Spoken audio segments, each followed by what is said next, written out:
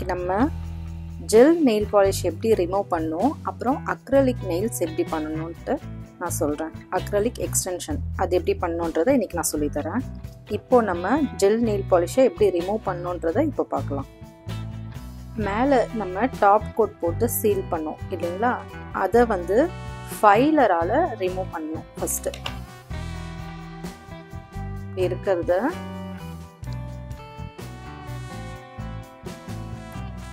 Gel nail polish எப்படி இருக்கா, இதை வந்து நம்ம என்ன பண்ணணும்னா ஃபைலர் யூஸ் பண்ணி ஃபஸ்ட்டு டாப் கோட்டை ரிமூவ் பண்ணணும்.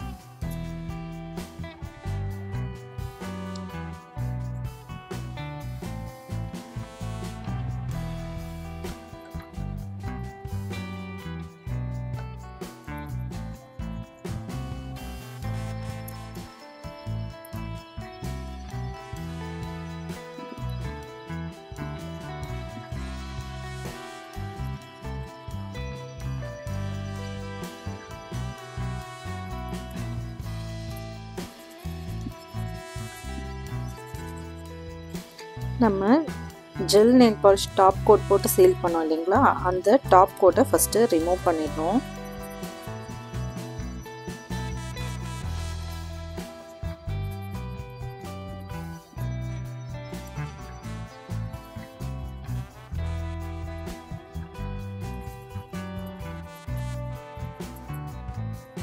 ரொம்ப சேஃபாக பண்ணுங்கள்.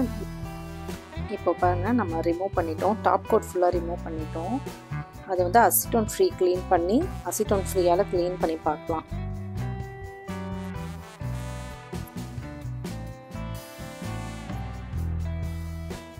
இப்போ பாருங்கள், டாப் கோட்டோட ஷைன்லாம் போயிடுச்சு, மேட் ஃபினிஷ் மாதிரி இருக்குது. இப்போ நம்ம என்ன பண்ணணும்னா, இது வந்து பாஸி ப்ரௌனோட மேஜிக் ரிமூவர், இது வந்து ஜெல் நெயில் பாலிஷோட ரிமூவர். இதை வந்து மேலே நெயில் பாலிஷ் எப்படி போடுறீங்களோ அதே மாதிரி அப்ளை பண்ணி பாருங்க.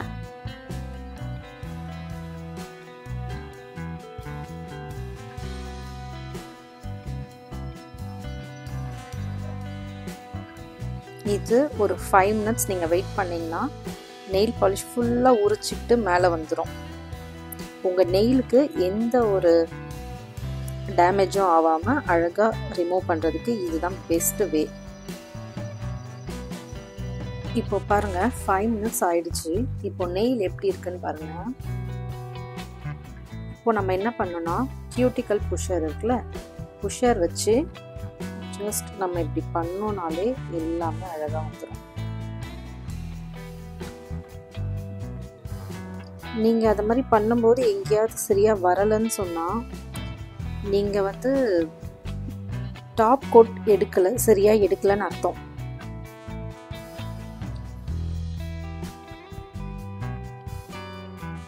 நீங்கள் இதை மாதிரி பண்ணும்போது உங்களுக்கு சரியாக வரலை அப்படின்னு சொன்னீங்கன்னா நீங்கள் சரியாக டாப் கோட் வந்து ரிமூவ் பண்ணலன்னு அர்த்தம்.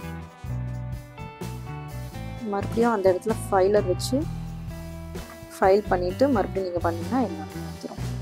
அவ்வளோதான். நெயிலுக்கு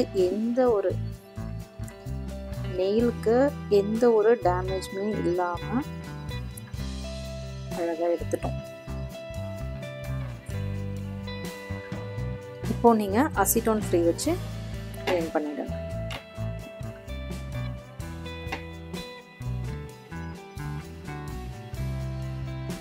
ஈஸியாக இருக்கா பாருங்கள், எல்லா நெயில்ஸ் மாதிரியும் ஆயிடுச்சு. மற்ற நெயில்ஸ் எப்படி இருக்கோ அதே மாதிரி இந்த நெயிலும் இருக்குது, எந்த ஒரு டேமேஜுமே இல்லை. இப்படி தான் நெயில் வந்து ரிமூவ் பண்ணணும். நீங்கள் ஃபைலர் வச்சே பண்ணுங்க அப்படின்னு சொல்லிட்டு சில இடத்துல சொல்லி தருவாங்க. நீங்கள் அந்த தப்பை பண்ணாதீங்க. அப்படி பண்ணிங்கன்னா நெயில் வந்து ரொம்ப டேமேஜ் ஆகும். இப்போ லாஸ்ட்டாக என்ன பண்ணணும்னு சொன்னேன்னா, கியூட்டிக்கல் ஆயில் போட்டு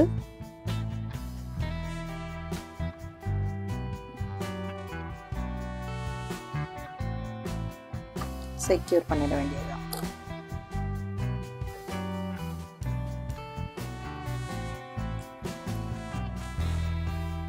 பாருங்க, நெயிலில் ஏதாவது டேமேஜ் இருக்கா இல்லையான்ட்டு எனக்கு கமெண்ட் பண்ணுங்க. இப்போ நம்ம அக்ரலிக் எக்ஸ்டென்ஷன் எப்படின்னு பார்க்கலாம். அதுக்கு எந்த எக்ஸ்டென்ஷனாக இருந்தாலும் இல்லை ஜெல் நெயில் பாலிஷ் நீங்கள் யூஸ் பண்ணுறீங்கனாலே மெயினாக நெயிலுக்கு வந்து ஜெல் நெயில் பாலிஷ்னு கிடையாது, நார்மல் நெயில் பாலிஷ் யூஸ் பண்ணாலும் நெயில் ப்ரிப்ரேஷன் கண்டிப்பாக பண்ணணும். இது வரைக்கும் நம்ம பண்ணது இந்த கியூட்டிக்கல் புஷர் இதை வச்சு தான் பண்ணோம். கியூட்டிக்கல் புஷர் அதெல்லாம் வச்சு தான் பண்ணோம். இப்போது நான் வந்து நெயில் ட்ரில்லர், இது பேர் வந்து நெயில் ட்ரில்லர், இதோட லிங்க்லாம் வந்து நான் டிஸ்கிரிப்ஷனில் போடுறேன். இதை வச்சு எப்படி ஈஸியாக நெயில் ப்ரிப்ரேஷன் பண்ணணுன்றதை நான் காட்டுறேன். இப்போது ஜஸ்ட் நீங்கள் இதை ப்ரெஸ் பண்ணிங்கன்னா போதும், இது வந்து நல்லா ரொட்டேட் ஆகும். ஸ்கின்ல பட்டாலாம் இது ஒன்றுமே ஆகாது. நான் இப்போ பண்ணுறது வந்து ஒரு சின்ன பசங்க கையில் தான் பண்ணிகிட்ருக்கேன், இதனால் எதுவுமே அவங்க கைக்கு ஆகாது. பாருங்கள்,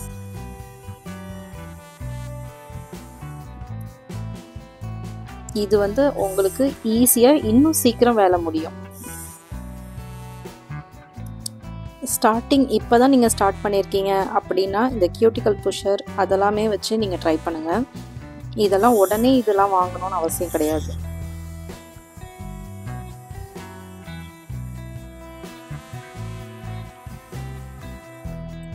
மேக்கப் ப்ரொஃபஷ்னலாக இருக்கும்போது எப்படி சொல்கிறாங்களோ அதே தான், உடனே எல்லா ப்ராடக்ட்டும் வாங்கணும்னு நினைக்காதீங்க. பேசிக்காக என்ன தேவையோ அதை வச்சு நீங்கள் பண்ணுங்கள். ஏர்ன் பண்ணி ப்ரொஃபஷ்னல் ஐட்டம்ஸ் வாங்கிக்கோங்க.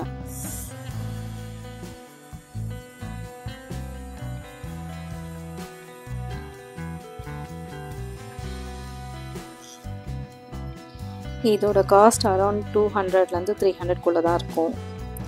நான் அமேசான் லிங்க் வந்து டிஸ்கிரிப்ஷனில் போட்டிருக்கேன், அதில் பார்த்துக்கோங்க.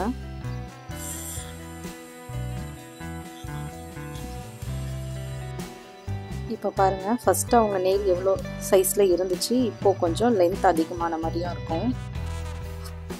இதில் பாருங்கள், இது வரைக்கும் தான் ஃபஸ்ட்டு அவங்க நெயில் இருந்துச்சு, இப்போது பாருங்கள் கொஞ்சம் லென்த் அதிகமான மாதிரி இருக்குது.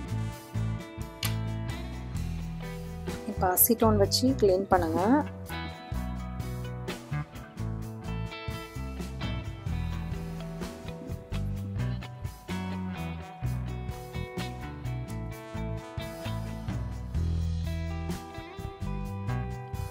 எப்பயுமே நடுவில் க்ளீன் பண்ணணும், க்ளீன் பண்ணிகிட்டே இருக்கணும். அவங்க கை வந்து அப்படியே அசிங்கமாக விட்டுறக்கூடாது. இப்போ என்ன பண்ணணும்னா ஃபைலரால் கொஞ்சம் நெய்ல ஷேட் பண்ணுங்க.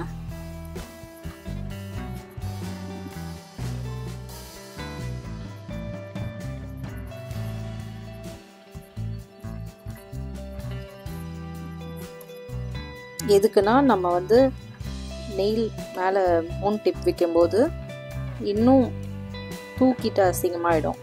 அப்புறம் அதுக்கு மேலே நம்ம வந்து அக்ரலிக் நெயில் எக்ஸ்டென்ஷன் வைக்கும்போது இன்னும் பெருசாகிடும், அது ரொம்ப அசிங்கமாக இருக்கும். இவங்க கையும் ரொம்ப குட்டி கையாக இருக்குது, அதுக்கு ஏற்ற மாதிரி தான் நம்ம வைக்கணும்.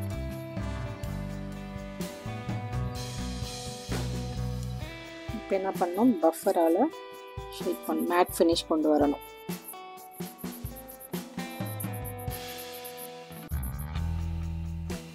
நெக்ஸ்ட்டு அசிட்டோன் ஃப்ரீயால் துடைக்கணும்.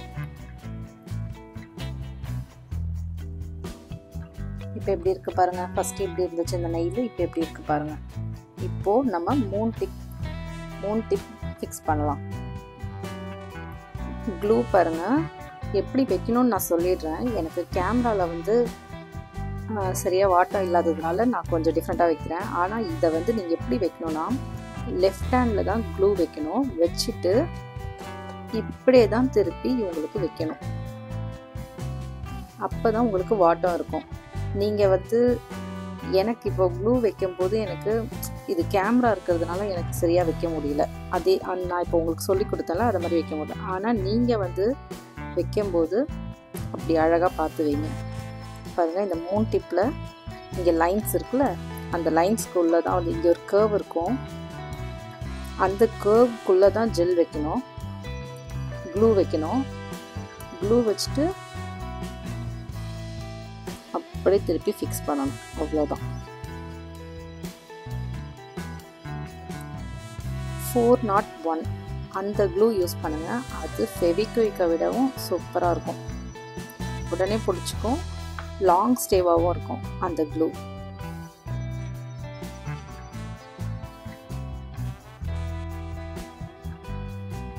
நெக்ஸ்ட் இந்த டிப் கட்டரால் என்ன சைஸ் வேணுமோ அந்த சைஸ்க்கு நம்ம கட் பண்ணணும்.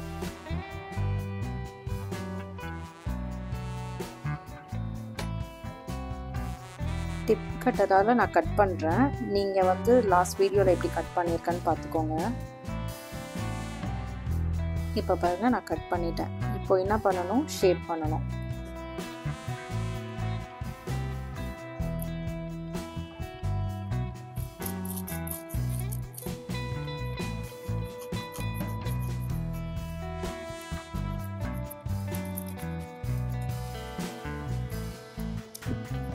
லாஸ்ட் வீடியோவில் வந்து ஆல்மண்ட் பண்ணியிருந்தேன்.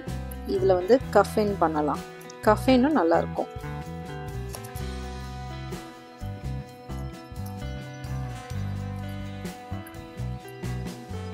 அவங்களோட கஸ்டமருக்கு நீங்கள் பண்ணுறீங்களா, அவங்களோட நெயிலுக்கு டேமேஜ் ஆகாமல் பார்த்து பண்ணுங்கள். நெயிலுக்கு இல்லை, அவங்க ஸ்கின்னில் படாமல் பார்த்து பண்ணுங்கள். ஸ்கின்னில் பட்டுச்சுன்னா ரொம்ப வலிக்கும். ஃபைலர் யூஸ் பண்ணும்போது ஃபைலர் ரொம்ப ஷார்ப்பாக தான் இருக்கும்.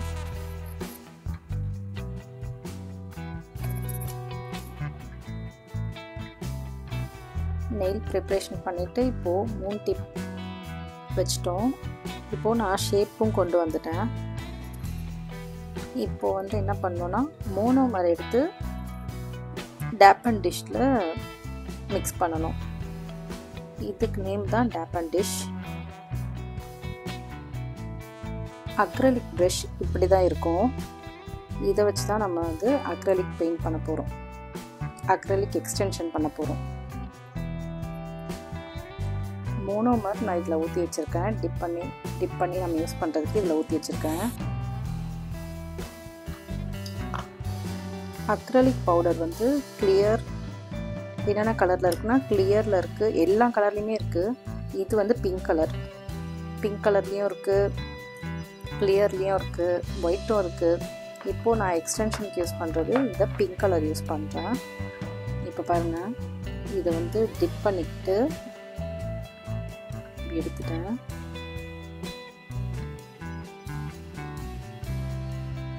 இப்போ எடுத்ததுக்கப்புறம் இது பார்த்திங்கன்னா அப்படியே தண்ணி மாதிரி ஆகிடும்.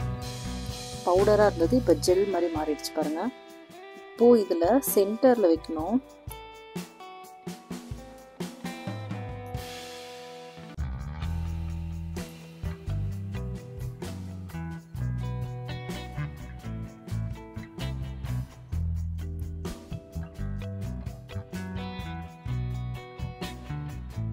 நீங்கள் கொஞ்சம் கொஞ்சமாக வச்சாலே போதும்.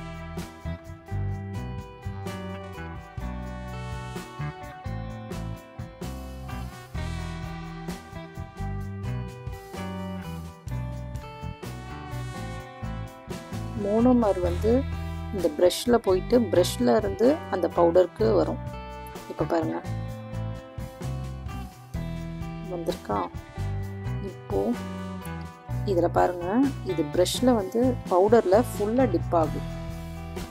பவுடர் ஃபுல்லாகவே இதுவாகலை. அப்போது நம்ம எடுத்துடணும். அதை எடுத்துட்டு மறுபடியும் அதே மாதிரி பண்ணணும்.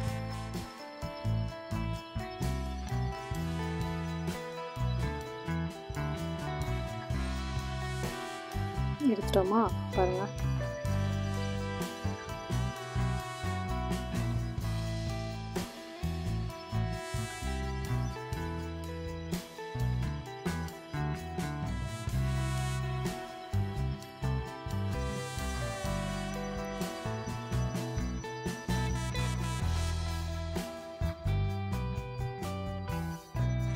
இது உடனே காஞ்சிரும்.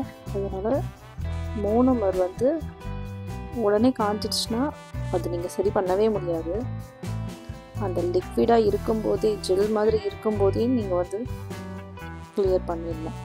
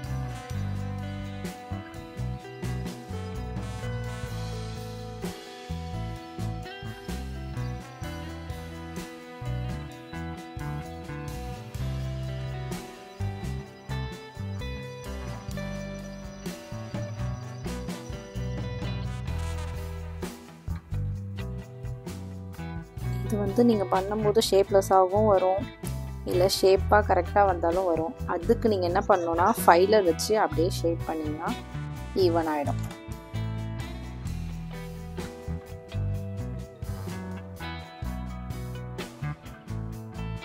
நீங்கள் ப்ரொஃபஷ்னலாக இருக்கிறதுக்கு உங்களுக்கு மெயினாக நீங்கள் மற்றவங்களுக்கு பண்ணுறீங்கன்னா இந்த அக்ரலிக் எக்ஸ்டென்ஷன் தான் மெயினாக தேவைப்படும். ப்ரைடலுக்குலாம் பண்ணுறீங்கன்னா இந்த அக்ரலிக் தான் யூஸ் பண்ணணும்.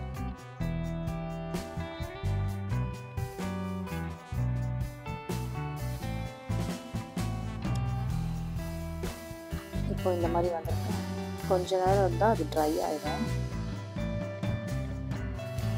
இப்போ பாருங்கள் காஞ்சிடுச்சு. காஞ்சதுக்கப்புறம் எப்படி இருக்குது பாருங்கள்.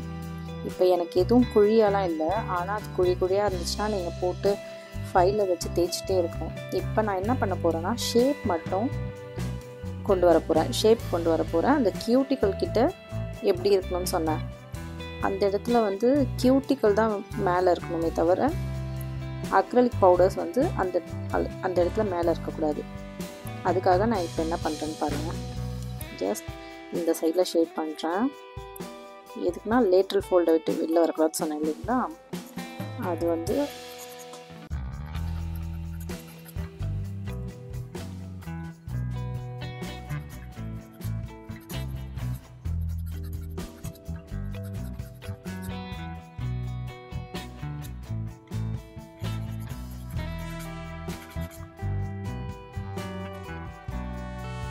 அக்ரலிக் நெயில்ஸ் தான் வந்து ரொம்ப ஸ்ட்ராங்காக இருக்கும்.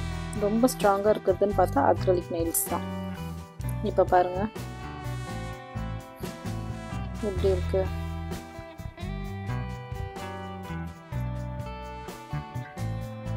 இது வந்து பார்க்க தான் இப்படி இருக்கும், ஆனால் நம்ம நெயில் பாலிஷ்லாம் விட்டோம்னா நம்ம கேட்ட ஷேப் கரெக்டாக வந்துடும்.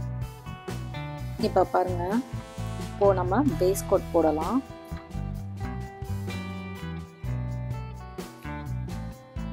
பேஸ் கோட் போட்டுட்டு 30 செகண்ட்ஸ் க்யூர் பண்ணணும். 30 செகண்ட்ஸ் க்யூர் பண்ணிட்டோம். நெக்ஸ்ட்டு ஜெல் பாலிஷ் அப்ளை பண்ணலாம்.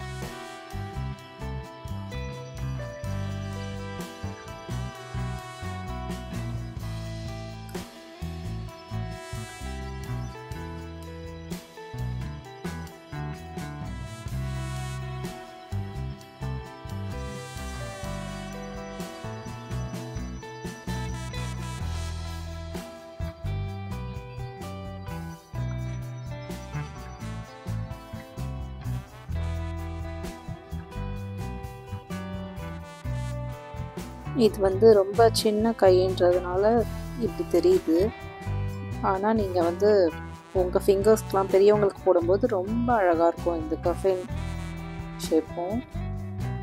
இப்போது ஜெல் பாலிஷ் போட்டோம். ஜெல் பாலிஷ் போட்டு 60 செகண்ட்ஸ் வந்து க்யூர் பண்ணணும். 60 செகண்ட்ஸ் வச்சு இப்போ க்யூர் பண்ணிட்டோம். நெக்ஸ்ட்டு டாப் கோட் போட்டு சீல் பண்ணணும். இது உங்களுக்கு இன்னொரு லேயர் வேணும்னாலும் நீங்கள் விடலாம். டாப் கோட் போட்டால் தான் ஜெல் நெயில் பாலிஷ் லாங் ஸ்டேவாக இருக்கும். இருக்கிறதுலே ரொம்ப ஸ்ட்ராங்கான எக்ஸ்டென்ஷன் எதுனா இந்த அக்ரலிக் எக்ஸ்டென்ஷன் தான். இந்த அக்ரலிக் எக்ஸ்டென்ஷன் இருந்தாலே நீங்கள் வந்து இது 1 மந்த்துக்கு கூட அப்படியே இருக்கும் கையில். இந்த எக்ஸ்டென்ஷன் உங்களுக்கு பிடிச்சிருக்கான்னு பாருங்கள். பிடிச்சிருக்கா இல்லையான்னு கீழே கமெண்ட் பண்ணுங்கள். இந்த வீடியோ பிடிச்சிருந்தா லைக் பண்ணுங்கள், ஷேர் பண்ணுங்கள், கமெண்ட் பண்ணுங்கள். தேங்க்ஸ் ஃபார் வாட்சிங்.